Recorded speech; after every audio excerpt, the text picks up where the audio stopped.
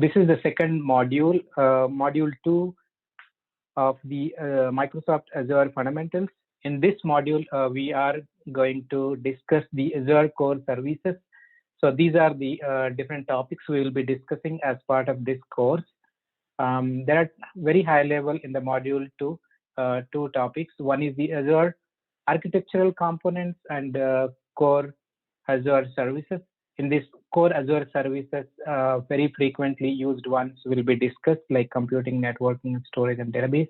And in the architectural components, we'll be discussing the regions and the region pairs, availability zones, Azure resources, resource groups, and Azure Resource Manager, subscription, and Azure Management Group. So these are the different topics will be discussed in the architectural components. So let's look at the what are those architectural components. So first one is the region. Microsoft offers around all the cloud providers around 60 plus regions, around 140 countries. So this is the regions map Microsoft provides.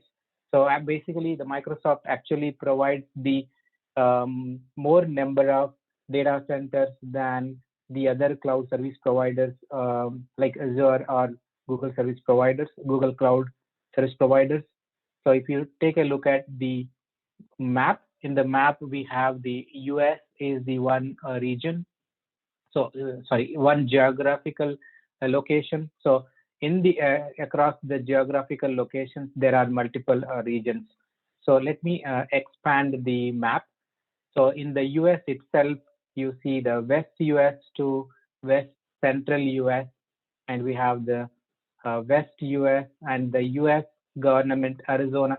So these are the special regions. So these are dedicated for the US government, and also there are some regions in the South Central, and there are some US government Texas, and these symbols are announced regions, so those will be coming soon, and these symbols denotes that they are having the availability zones at those locations, those regions.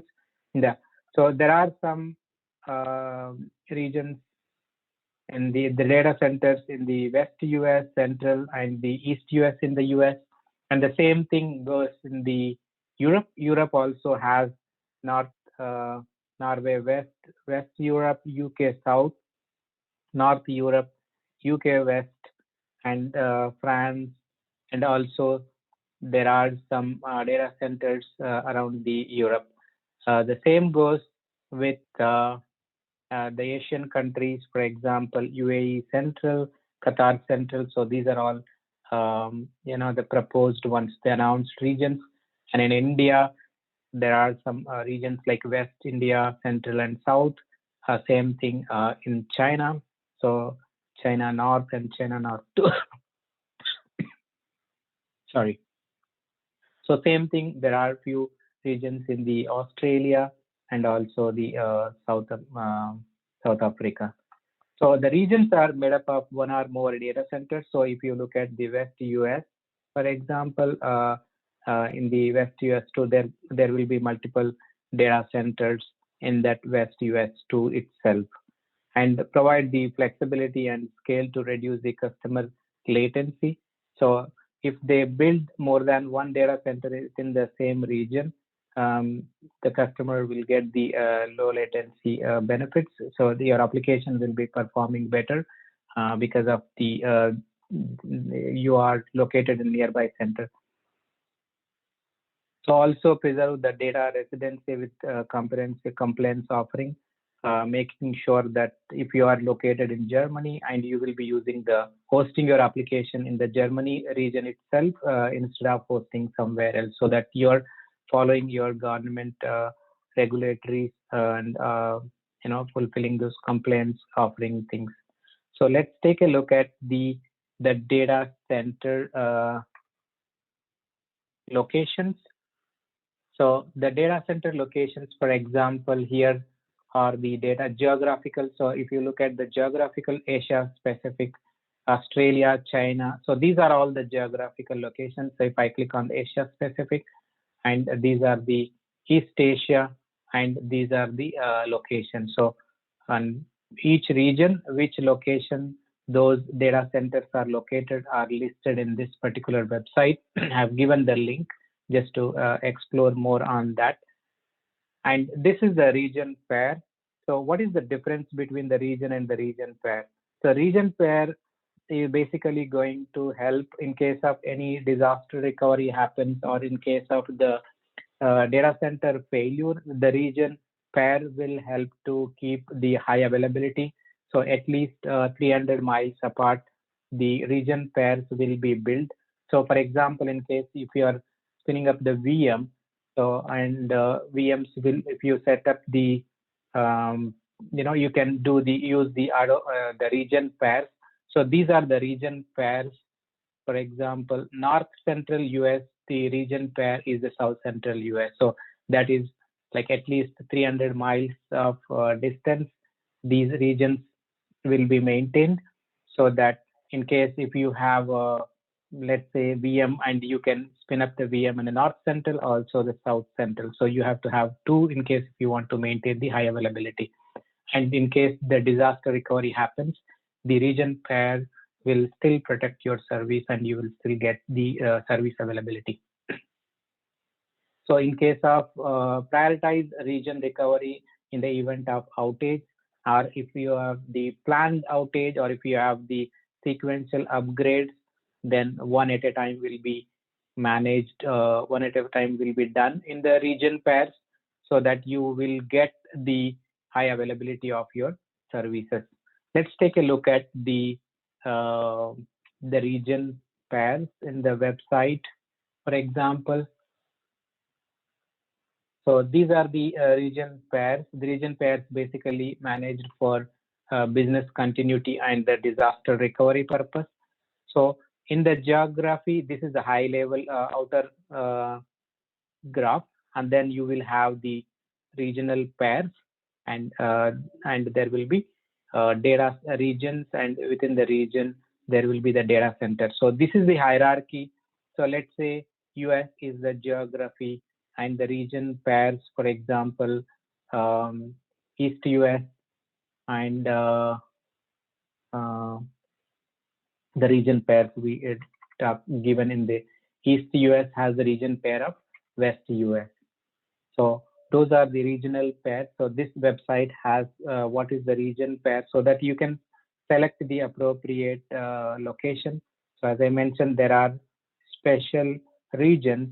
Those are specific to the government entities. For example, U.S. Department of Defense. These are the region pairs for that. The same thing goes for the U.S. government. These are the region pairs for the U.S. government. Now, there are special regions, as I mentioned, like, U.S. Department of Defense Central, U.S. Government Virginia, and U.S. Government Iowa, and more. So these basically having access to only the government entities or the partners.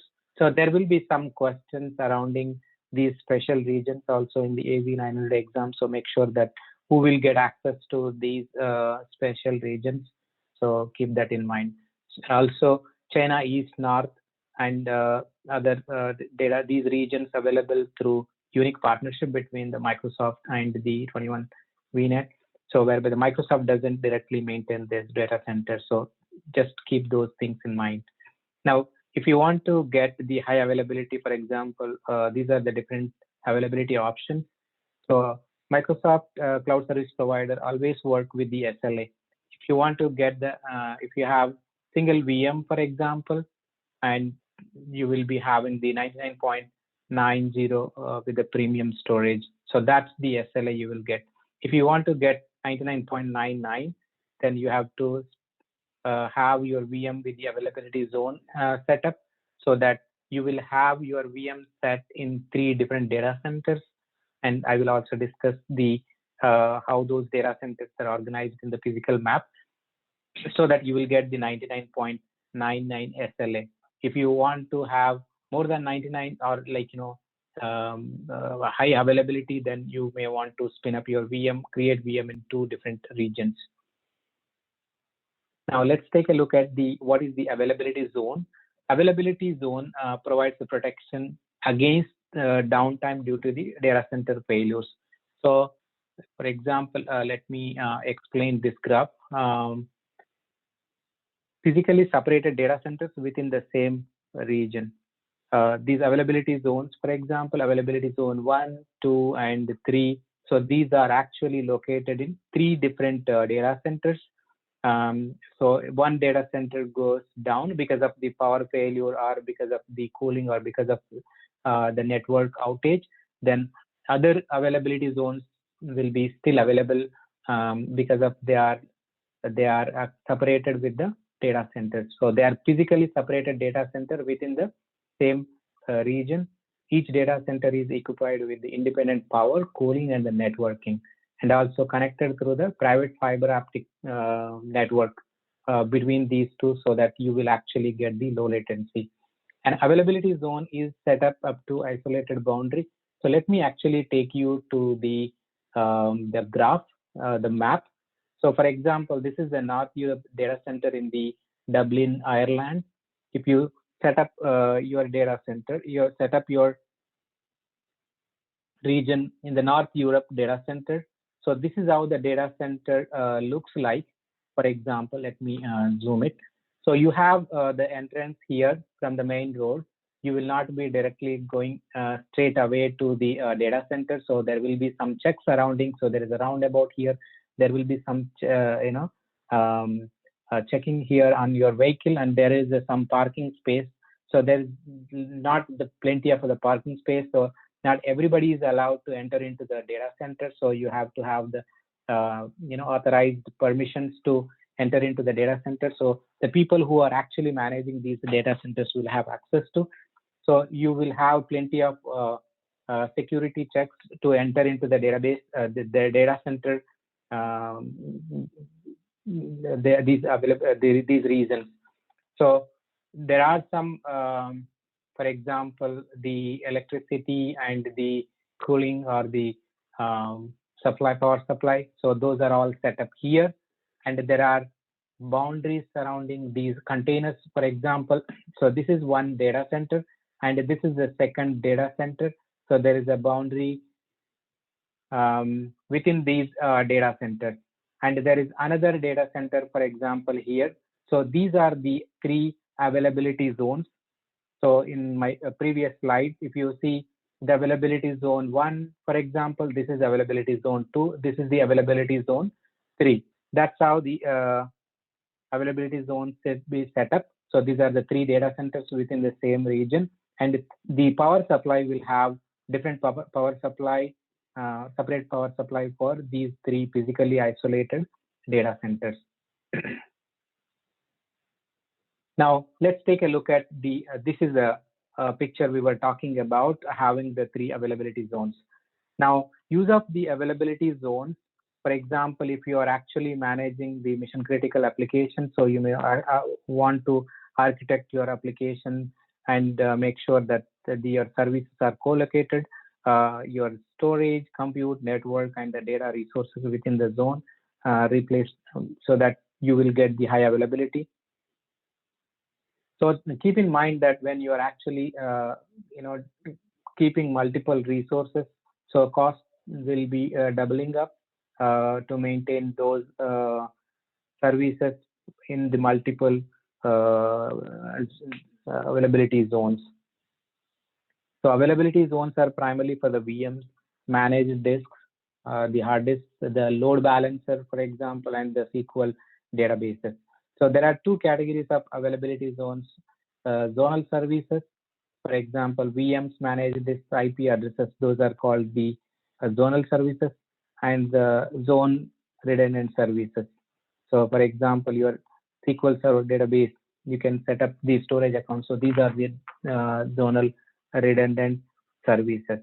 So the platform replicates automatically across the zone. So those are called the zonal zone redundant services. So we talked about the data center. Now let's take a look at what are the Azure resources. So Azure resources are components like your VM or your networking or your app services or the SQL Server, Function app, Logic app. These are all called the Azure resources. So you will be using these Azure resources to run your application. Now, let's take a look at what is the resource group. Resource group is actually the logical container. It manages, aggregates your resources in a single unit. So basically, if you are managing a project, you will actually, if you want to organize your resources, you will create resource groups, which is actually logical components. So resources can exist. So there will be some questions, tricky questions on the resource groups. For example, resources can exist in only one resource group. So if you have the website, that website cannot be fit into multiple resource groups. So you will actually create that resource in one resource group. Resources can exist in different regions. So if you are creating a storage account, so within the same resource group, you can have one storage account from one region and another storage account from different regions. So keep that in mind. In the same resource group, you have two resources. Those resources can be in different regions. Resources can be moved to different resource groups. So from one resource group, you can move the resources to the other resource group. And applications can utilize multiple resource groups we talked about. And the life cycle, for example, if you delete the resource group, all the resources within that resource group can also be deleted. So that's how the life cycle of the resource group. And authorization. So if you give a permission, you can set up your RBAC at the resource group level. So if you are giving a permission at the resource group level, that means resources under that resource group have the same permission. So the same permissions are applied. So how you want to group your resources in the resource group all depends on your requirement, or you have to decide how you want to organize. So there are some organization level best practices should be following. So that will be the detailed topic, but you can create a resource group for all VMs together, all the storage accounts together, or project specific. For example, if I have a ABC project, I want to have SQL Server database, web app, and storage account. So all three resources will be under the same resource group. The name of the resource group could be my ABC application name. So that's how the resource group will be created. Now let's talk about the Azure Resource Manager. So the Resource Manager, also called the RM template, it provides the management layer that enables to create, update, delete resources in the Azure subscription.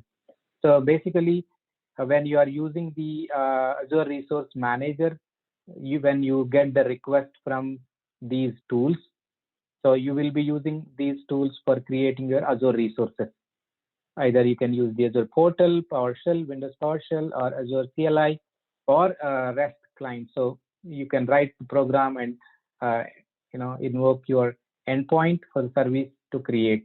So all these requests will be received by the Azure Resource Manager, and those resources will be authenticated and authorized, and making sure that the request is coming from the right source, and then send that request JSON payload to the particular service. So let's take a look at when the user sends the request from any of these tools. For example, the authentication and the authorization authenticates and authorize the request. Resource Manager sends the request to the Azure services, which takes the request action. So this point is very important because all the requests are handled through the same API. You see the consistent results and capabilities. So there will be some questions on this particular, the point. When you see the consistent results and the capabilities in all the different tools, that means talking about the Azure Resource Manager. Because indirectly, this is actually making the API call, and either you are creating the resource from the Azure portal or the Azure PowerShell. So the the the output is going to be same because the resource manager is going to handle those requests. Now, all the capabilities that are available in the Azure portals are also available through PowerShell, CLI, REST APIs, and client SDKs. So the functionality initially releases to the API, and then within 180 days, those functionalities will be available through the Azure portal. So if you are using the Azure portal for creating the Azure resources, then sometimes some of the resources may not be available. As he mentioned here, there are 180 days of there will be a gap. So always look at the documentation. Use the RM templates or the PowerShell scripts. Those are the best options for creating the Azure resources. Now, some of the benefits. Let's take a look at the what are those Azure Resource Manager benefits. One is the declarative templates, because these are all in the JSON files. And deploy, manage, and monitor all the resources, handling those resources instead of handling those resources individually. So you will actually create the RM templates either using the Visual Studio Code, Visual Studio, your favorite developer tool, and build these RM templates. And you can also use the same RM templates to redeploy to different environments. So you don't want to recreate manually for each environment independently. So you should be creating this is called the infrastructure as a code, making sure that these are all automated through the Azure release pipeline. Create the RM templates using the VS Code. Automate using the RM template Azure release pipeline. Define the dependencies between the resources. They are deployed in the correct order, so you can manage that using the Azure Resource Manager, and also provide the RBAC access control, and you can apply the tags to those resources using the RM template, and also clarify your organization's billing for viewing the cost. So those are the kind of benefits you will get using the Azure Resource Manager benefits. Now let's talk about the Azure subscription. Subscriptions provide the authenticated and authorized access to the Azure tenant or the Azure account. So Azure subscription is a logical unit of the Azure services that link to an Azure account or the Azure tenant, which is an identity in the AD Azure Active Directory. Now, so basically the Azure subscriptions are your billing is actually generated at the subscription level. For each invoice will be generated at the subscription level. So you can also control the RBAC. The access control boundary will be useful for the Azure subscriptions. So when you are creating the Azure subscription for your tenant, you may want to create a separate subscription depending on how you want to generate your billing. So you can create a separate subscription for dev, and separate subscription for test, and one subscription for production, and so on. So also you can create the separate subscriptions depending on the requirements.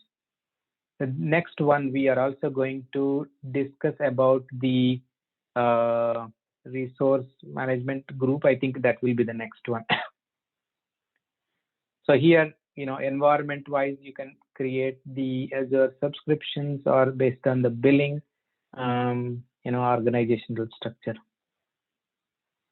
Let's take a look at the quick walkthrough of the Azure portal.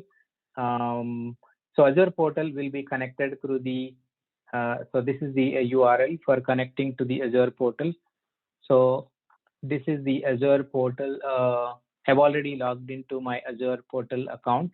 So I made one more video. If you are completely new, you don't know how to start with creating the Azure portal account. So I've made one video on how to begin with the your account. So basically, you need to have your personal email ID and create a link that with the Microsoft Live account.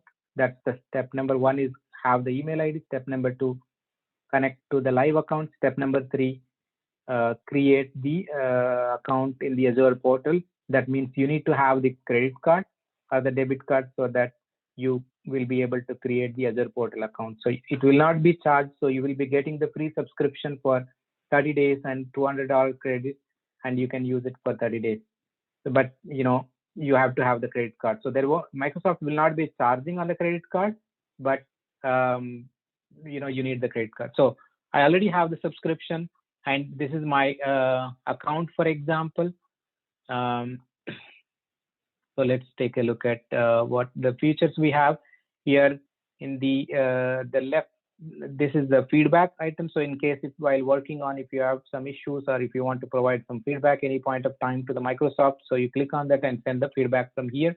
And then if you are trying to get some help, so there are a couple of links to start with the Azure. So you can click on these links and learn more on the Azure. And this is the settings tab. If you want to switch to, if you have multiple directories, for example, you want to switch to different directories, you can click on here. And also you can configure the themes, for example. This is the these are the different I like the dark, so you can change the themes. You can change the dark or the floating. So for example, if I select the floating, so this is the floating option. So so you can select those, change those options from settings and go to the appearance, and you can click on. So I like the docked one, so that I can still keep those resources. And then you can change the high contrast themes, so black or the none or the white. So, and also in the startup, whether you want to have the home page or the dashboard. For example, if I select the dashboard, so this is the page I will be seeing when I log in for the first time, but I want to keep my home page as soon as I log into my page. So home page is, this is the home page where you can see all these links. And the very useful feature is the search. If you are searching for particular resources, for example, so I can filter all my resources here. Or if you want to search virtual machine, so I can search the virtual machine. And so this is really helpful when you are actually having a lot of subscriptions, working with a lot of resource group and the resources. The search text box is really helpful. Now here you have in the left nav you have create resource. When you want to create the new resource, so you can search here. For example, API app. If I want to create API app, I can see the API app. If I want to create the logic app, so you can search the service you want to create, and then you can start from there. So this is for the dashboards. You want to organize your resources better in this dashboard, so you can have multiple dashboards here. So this is how you create the dashboard. Let me say, so you can edit the dashboard, and you can change the size. You can keep the metrics, and also you can keep many things here. So if I want to, let's say this is my dashboard, so you can give whatever name you want. So for example, all my web apps. So I can, once you are done, you can save it. You can also share the dashboard with other developers, and you can there are multiple options here. You want to share the resource, all those options are available here. And the next one, if you want to look at all the services, this is the all services option. And then in the favorite, you can keep the favorite options here. For example, I want to frequently use the resource group, so I can keep that in the favorite options. If I don't want to this to be in the favorite, so you can unselect that, so that will vanish from the favorites. If you want to get that back, for example, resource group. So the way you want to add the resources in the favorite, you will click on here. For example, let me see, resource. resource group, and then click on this star icon so that you will see, and you can also keep wherever you like to keep in the proper order. And if you want to see all the app services together, you click on the app services, all the SQL servers and all the databases and so on. So you want to see all the subscriptions together, for example, and this is the Azure Active Directory, and Azure Active Directory users, groups, all those information will be available here. And if you want to see the invoices, if you want to get the billings, or you want to set the budget alerts, all that will be available in the cost management. So this is all about the quick walkthrough of the Azure portal. Let's go back to the PowerPoint. Now let's take a look at the management group. So this is the awesome feature. If you, in case if you have if you have to manage hundreds of subscriptions in the big organizations, this is going to be definitely helpful to organize your subscriptions better. So management groups can include multiple Azure subscriptions.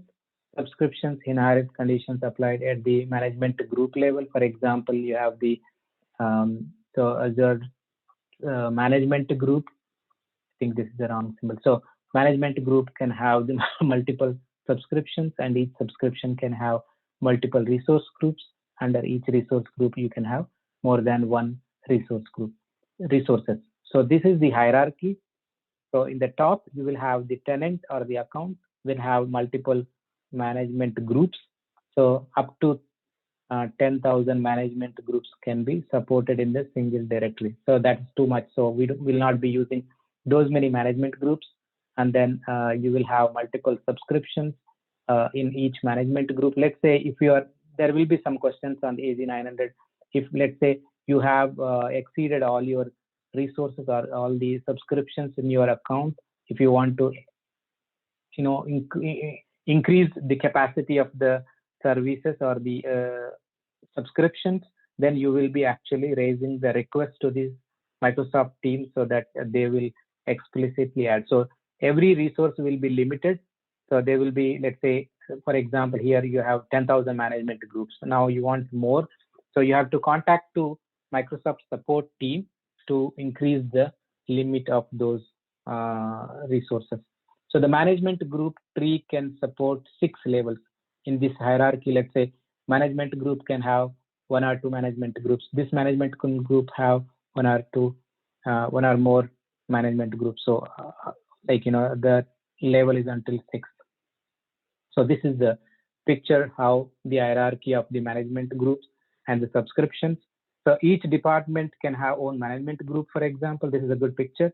So let's say HR department is one management group. IT has another management group. Under that, you have a production and non-production. And the production, each region you have different management group.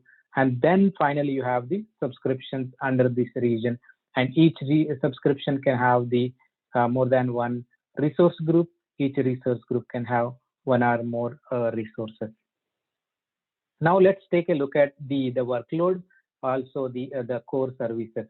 So in the core services, we will talk about the virtual machines, Azure App Services, Azure Container Instances, Azure Kubernetes Services, AKS, and Windows Virtual Desktop, and then network components like virtual networks, VPN gateway, virtual network peering, and express route, and then the container, the storage accounts, for example, the container blob storage, data disk file storage, and then different tiers in the storage, and the Cosmos DB, Azure SQL Server. So the questions will be surrounding all these the core services. So there will be different types of databases, Azure SQL Server, PostgreSQL Server, and SQL Managed Instance, and then marketplaces. So these are the topics will be covered in the core services place. In the very high level, in the compute area, you will see these are the compute resources. Azure Compute is an on-demand computing service that provides the computing resources such as the disk, processor, memory, networking, and operating system. So these are all coming under the compute resources. And then let's take a look at the Azure App Services. What is Azure App Service? So if you want to create the API app, web app, function app, or the mobile app, so these are all comes under the Azure App Services. So this is a fully managed platform to build, deploy, scale web apps and API apps. So there will be question on the AZ900 on this particular paragraph. So make sure that you understand what is the Azure App Service. So Azure App Services is the PaaS model, platform as a services. So there will be some questions surrounding PaaS. What is IaaS? What is PaaS? For example, virtual machines is the IaaS. Storage account is also IaaS. So don't be confused with the PaaS and the IaaS. So there will be questions on those. So this app services, for example, works with different programming languages. So if you are creating an application with the .NET Core, and Node.js, Java, Python, PHP, so all those programming languages are supported in this Azure App Services. So PaaS offering with the enterprise grade performance, security, and compliance requirements. So let's take a look at the Azure App Service creation in the Azure portal. So let's go back to the Azure portal. This is my Azure portal. I'm going to create the Azure App Service. Before that, I would like to create a resource group and keep my all resource groups part of this training in the same resource group. So I'll click on the resource group. Either you click on the create resource or you can click on the resource group and then say create. And then by default, you will, if you have more than one subscription, the subscription will be displayed here. And then you can have the resource group name. So let me AZ900 demo. That's my resource group, for example. And you can create whichever location you want. So all my resources I want to invest US2. So you can also create the tags. Tags are really useful for generating the billing. So for example, so I'll call it as department. I will say IT and then say the other tag if you want to add owner. And if you want to keep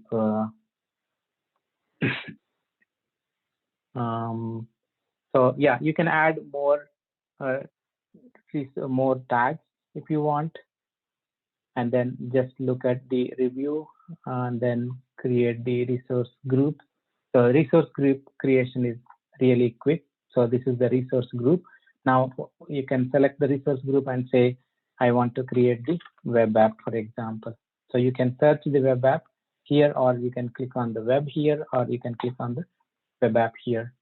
So I selected the web app here. If you are completely new, want to learn more about, so you can click on the learn more, and then you can add it to the resource group. So by default, AZ900 demo is the resource group I've already selected. So let me create a web app.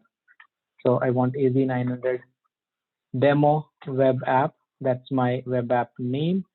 And then I don't want to have the Docker container, for example.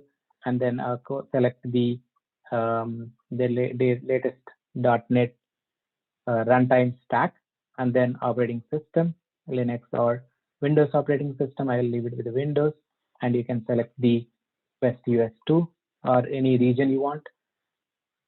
And then this is the app service plan where this web app is going to sit. So you can say, for example, app service plan. So this is my name of the app service plan. You can change the size.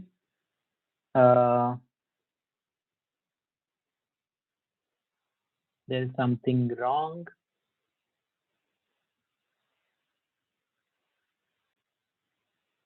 So I can select the pricing tier. So I'll just go with the basic free tier, and then you can click on next to see the preview. Continuous deployment. At this point, I am not looking for the continuous deployment.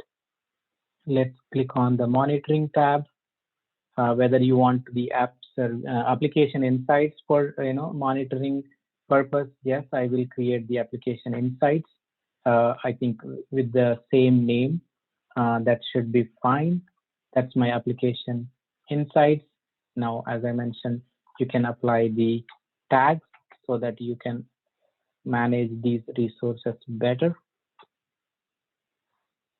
And then you can also finally review and create all these. So make sure that our subscription resource group under this resource group, I'm creating this web app with the publishing the code. Code will be published later. Now I will have the runtime stack, and these are my tags.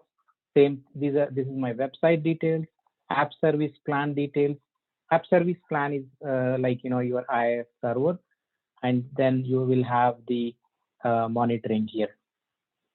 So let's create. So if you want to automate the deployment, you can download this template and keep it in your source code for the first time. Now, for now, I'll ignore that and create the Azure web app. So this will take at least 30 seconds probably.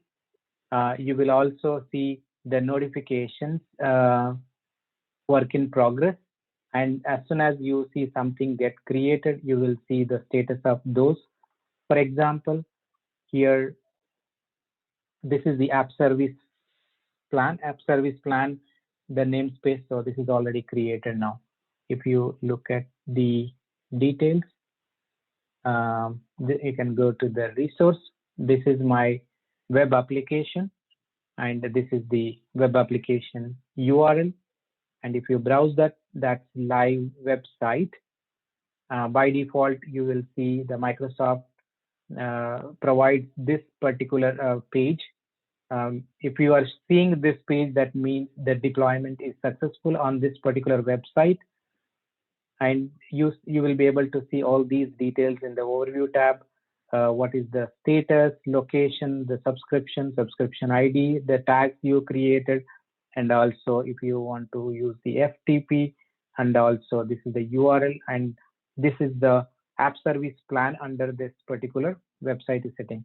Now you can have the IAM, where you can also add access to the other developers to see this web application. So this is the least in the hierarchy to provide the RBAC.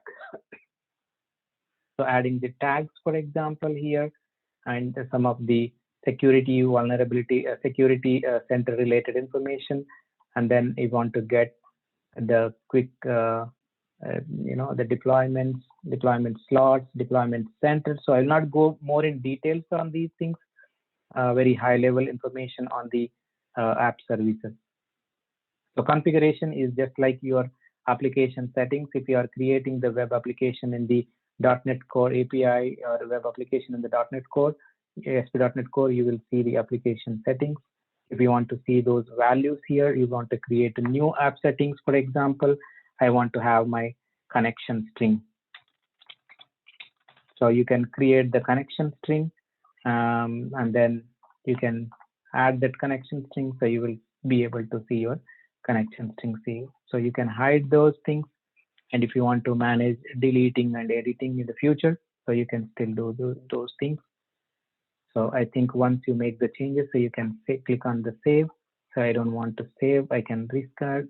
And then you can configure the backup here if you want to enable the application insights for monitoring purpose. So it is already enabled. You can click on .NET or .NET Core and select different options and then save it. You can also configure your custom domains. This is the place if you want to have your own domain. For example, this is by default comes up with the Azure websites.net. That's Azure Azure provided the domain name, but you can make that the custom by using these custom domains. You can configure TLS or SSL and also configure the networking here if you want to increase your the scaling up and scaling out. So these are the options available here, and there are plenty of other options here. For example, frequently used one is the logs. so that you can monitor the logs and the log stream. So if there are any exceptions, you can see those things in the log stream. You can enable the logging here. This is all about the Azure web app.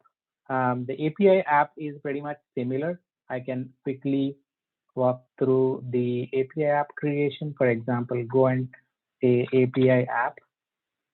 So you will create the API app, just select create, and then say API app. For example, you can select the same resource group and then say I want to create that in the same app service plan I created, so I can use the same app service plan and then say create. So this is simple because I already have the app service plan. Now if I go here, I will be able to see my API app getting created. So exactly the same as the web app, just that you will be using this for the API apps. Even the web app can also be used for API deployments. So there are some limitations, like the container. If you want to go with a container, then only the Linux operating system is available, and so on. So this is the deployment status. For example, this component is for the application insight. So yeah, I can see these are the endpoint URLs. For example, Microsoft.insights/components. That's the API endpoint, REST API endpoint for application insights. Microsoft.web/site. That's for the web application. So now the API app is getting created. So in a minute that will be created. Now that's ready now. So if you want to browse, pretty much the same as I mentioned, the web application and the API application, the look and feel should be the same in the initially, so that you will know that that service is getting created now. So that's about the API app. Let me go back to the app service. And then we have the Azure SQL Server databases. So we have Azure Cosmos DB database is a logically distributed database service that elastically and independently scale throughout the storage. So there will be some questions on, what is the Cosmos DB difference between the Azure SQL Server, Cosmos DB. So it will say Dash is globally distributed database service that elastically and independently scales throughout throughput and the storage. That's the Cosmos DB, and that's NoSQL, right?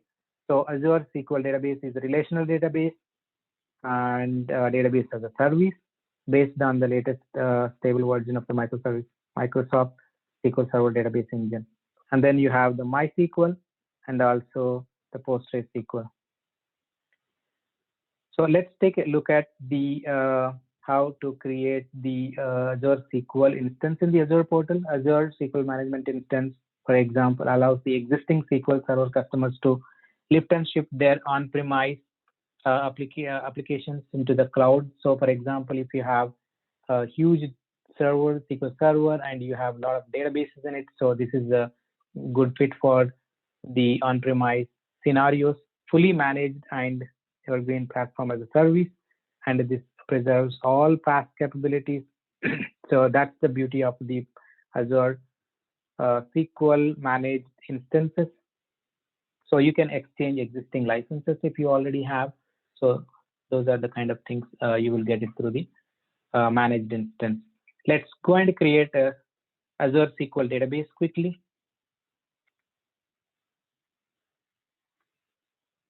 If you want to create the Azure database, you need to have the Azure SQL Server. So let me create the new database. So I'll go here and search with the Azure SQL database. That's the SQL database. While creating the SQL database, it will also ask to create so this is the resource group I want to create, and let's use the SQL database, or just call the database, or just DB. And I want to create the new server experience. So my server name is SQL Server, and then I have to have the username and the password. So let me keep this username, and password is this. Let me see. So make sure that the password is matching with US2. And then that's my SQL Server. So make sure that while creating the SQL Server, by default it is coming out with 32 GB. So that's going to be very expensive. So careful in while provisioning, make sure that you're not burning your cost. So I can go with the basic one. So it will immediately display the pricing here. You see that $3 for this SQL Server database. So make sure that for the demo purpose, I will not be going for the bigger size. So that's enough for the demo. So you can select the want to use the SQL Elastic Pool. So I think I will leave it the default one. I want to have my networking. I'll ignore the networking for now. And then all the default options I'll go with additional settings. So there are a lot to learn in the SQL Server, but I will create the SQL Server instance with the minimal changes. Again, you can download and say create. This will create the Azure SQL Server and also Azure SQL database. So there are two things. So this will take some time, at least 30 seconds or the 40 seconds to create, because it has to create the Azure SQL Server. It also create the, if you select all the networking options, it may take a little bit more time, but I think this is going to be quicker.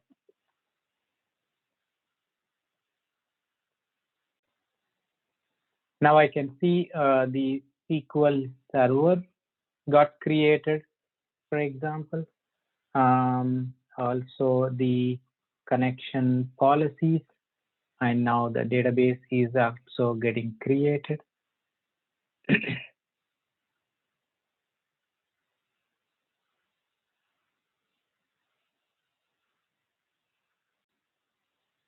So I think this took at least 1 minute 15 seconds because this has to create the complete path model in the underlying SQL Server along with the database. Database, if you are creating just the database, if you already have the SQL Server, that will be quicker. And if you have the SQL Server management instance, you can connect to this database. Now let's go to the database and see how to get the connection strings. If you click on here, you will be able to get the connection string. So copy the server name from here to here. You don't need to have the port number. That's the default SSL port number. Now you just enter the username. That's the username, and then whatever the password you have provided. So if you use these connection strings, you will be able to connect to the SQL Server instance. So let me click on the resource group. Under this resource group, I have all my resources, and this is my SQL Server database. So these are the different options. For example, activity logs. So overview, you can see all these details in the overview, activity logs, and then you can have the quick start. You have different options, for example, here, the connection strings if you want to get, and also if you want to increase the storage or the capacity, for example, you can change that. If you want to change your pricing tier, for example, from free tier to the basic tier to the standard, this will take a little time to load and show the estimated cost. If you save it, so you are going to apply these new changes. So you can also look at all the the properties, for example, what is the pricing tier, current status, what is the storage space you will be getting in the, and what location you have created the SQL Server instance, and then these kind of things you will get it. Audit information. So there are plenty of information, for example, to look at here, but this is how you will be creating your SQL Server database. So this is the SQL Server, and the previous one is the SQL Server database. So for example, in this SQL Server, how many databases do you have? So just the one. So you can spin up more databases. The pricing is at the database level. So make sure that you understand that. Going back to the slides now, we talked about the Azure SQL Server. The next one is the virtual machine. Azure virtual machines are the software emulation. So just like your on-premise, the physical servers, so in the Azure, you are going to have the virtual machines.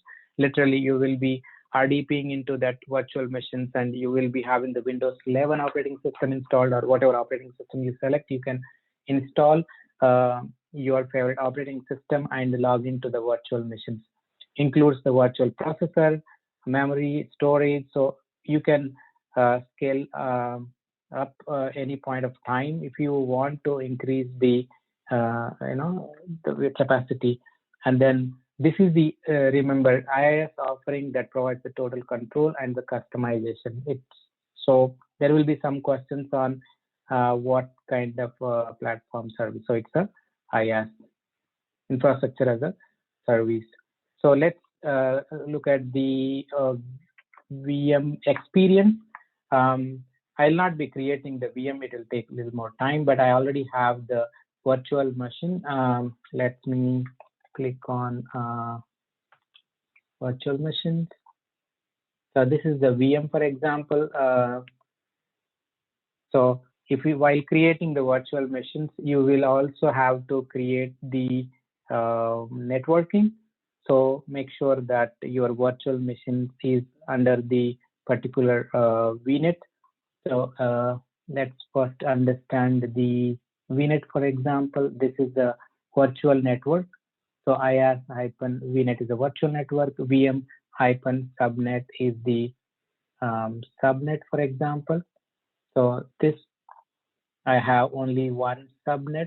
Let me see if I have any network security group. So VM-NSP, that's my network security group. So let me explain the VM or the VNet and then come back to the VM. So virtual network is just like your on-premise network. So you have to create the virtual network and you have to specify the address range, and you can create the multiple subnets within the virtual network and assign the firewall to each subnet and keep your resources in that particular subnet. For example, I have the VM. VM is actually placed in the VM subnet, and that's the address range. And I have associated the firewall, which is called the network security group. So that in the firewall, I will have the inbound, outbound security rules configured based on the priority. Those security rules will be executed, and firewalls get applied to the VM. So that's all. I will not go more deeper into the VM. So there is plenty of things to learn in the VM, VNet, subnet, and the network security groups area. But for this particular AZ900 exam point of view, you just need to understand very high level what is the network security group. For example, network security group. If I select the network security group, this is my network security group. What you need to understand is what are those inbound rules, what are those outbound rules. So these are the default ones. For example, you can explicitly create your inbound rules. So you will have to specify the source and the destination and source port range, whether it is a TCP or UDP, and then whether allow or deny, and you have to give the priority. Based on the priority, this is the top to bottom execution. So the top rule will be executed and then followed by the next priority item. So this is very high level on the VNet. And then in my networking, let's go back to the VM. So this is my VM with the networking. So this VM has the public IP address, but you can also have only the private IP address associated to that. And you can also enable the Bastion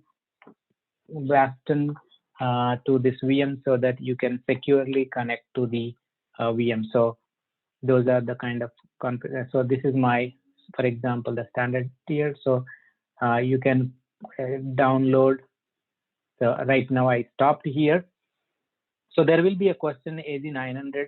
If you stop your VM, will you be paying for the storage account? Yes, the answer is yes, because the storage account created as part of the VM will be separate billing, and VM itself will be separate billing. So this will be deallocated. So when I stop my VM, this will be deallocated, but the storage, because I have my files and the data in that storage disk, so that will be still continuously running, and I have to still pay for the storage account. So if you want to connect, you can start, and then you can download the RDP file from here, and then download connect to the RDP to the VM. So we talked about the networking and connection options here: SSH connection, Bastion connection, for example. This is a secure way to connect to the VM. And then you can also have the network, the security center advisor recommendations. Either you click on advisor recommendations and the left nav, or you can click on here. So there are many options even in the VMs. Now that's about the VM. Azure Container Services. So the container instances especially going to help more in the microservice architecture. For example, Azure Kubernetes services and the container services will be used in the microservice architecture. Azure containers are the lightweight virtualized environment that does not require operating system management. For example, when I'm creating the app service environment, app service, I have to select whether Windows or the Linux, for example.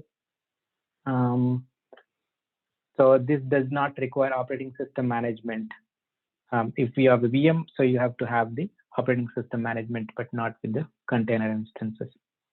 So this is again the PaaS offering that runs a container. So when you will be selecting the container, it will actually gives the more flexibility, right? So if you have special requirement for your applications and you don't want to, there could be some installations required as part of your API or the web application. So I'll give one example. For example, Chromium. If you are installing, if you are having your API is required the Chromium facilities inside the API app, so you should be going for the container instance, so that you are packing everything together in the container and containerizing in the Azure container.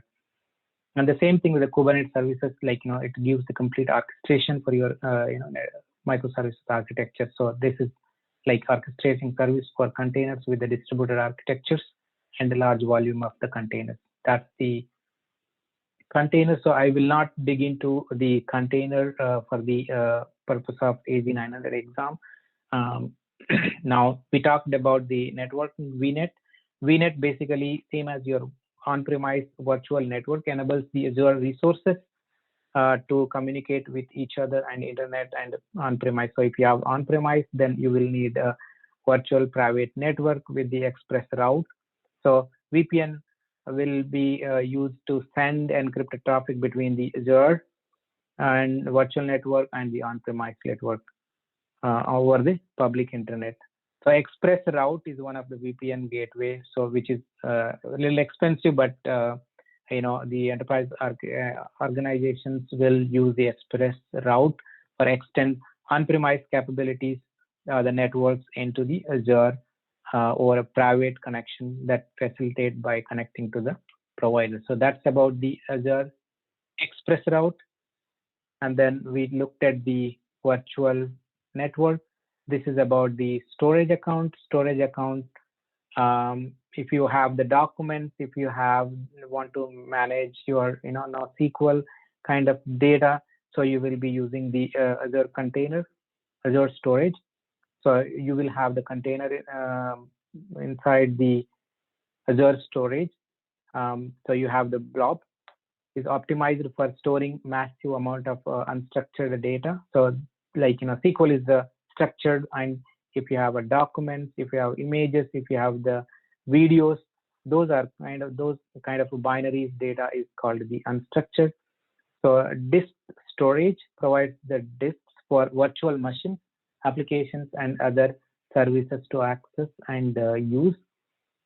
Azure Files set up a highly available network file sharing that can be accessed by using the standard server message block SMB.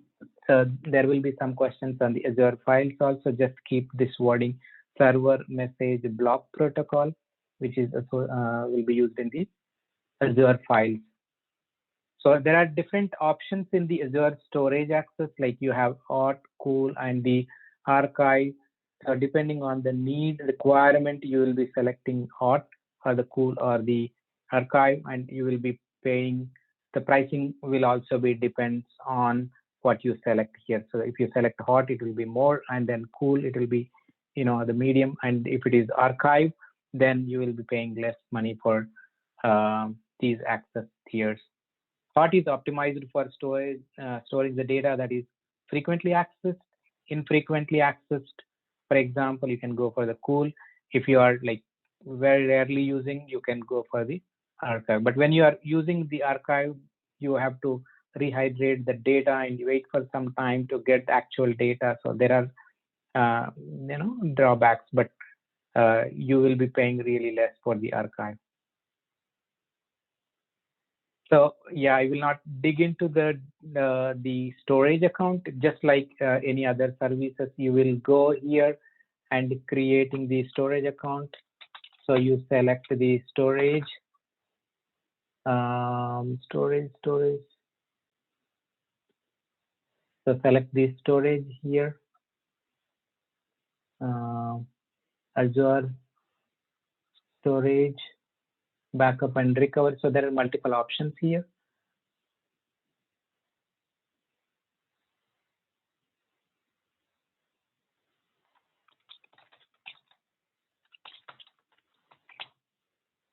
So I should be getting the storage account when I say that storage account.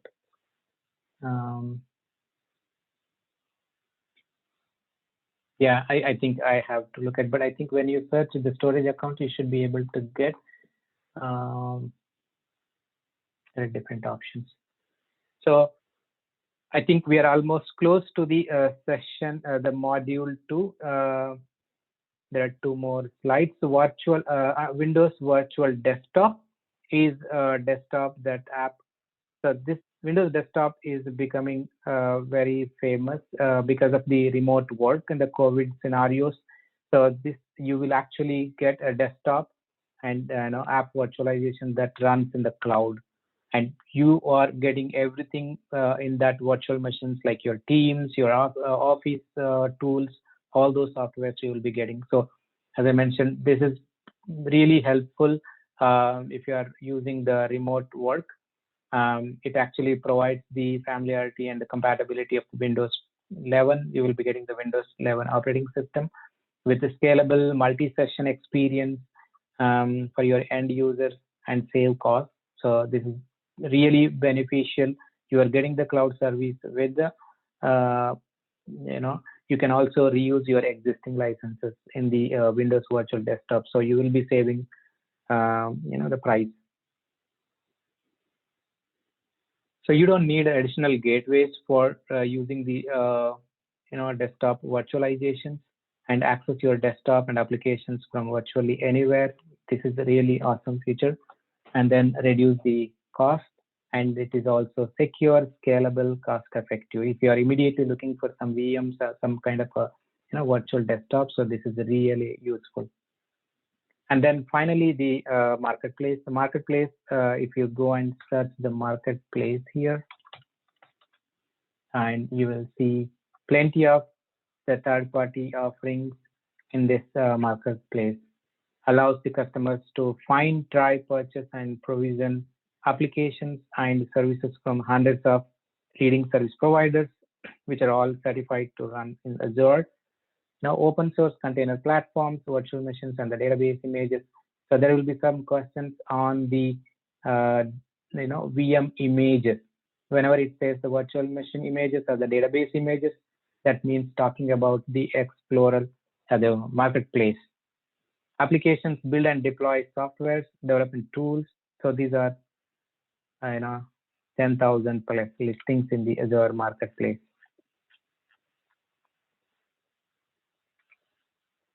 So thank you for watching this. This is the second module we completed, and I'll continuing on the module 3.